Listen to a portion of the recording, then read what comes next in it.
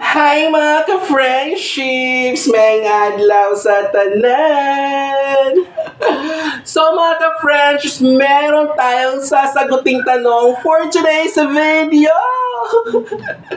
Mga ka-friendships, ang daming nagtatanong sa akin ngayon kung paano nga ba ang galawan ng isang Teacher 1 applicant sa DepEd na merong malakasang backer!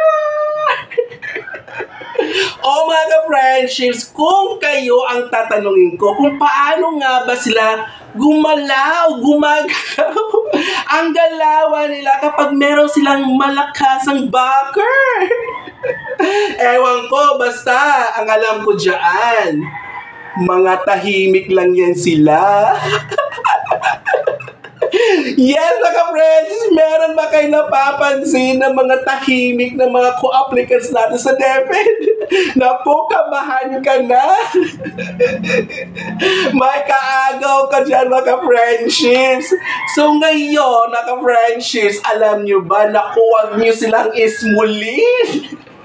Dahil challenge sa kanila yung mga friendships kung paano maging RQA.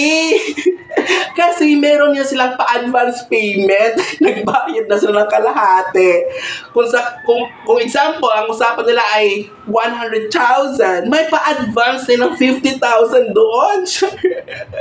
Kasi hindi yun pwedeng ibalik sa kanila. Kailangan nilang maging RQA kasi mga friendships para sure ang item. Para another 50 kapag RQA na, saka ibibigay doon.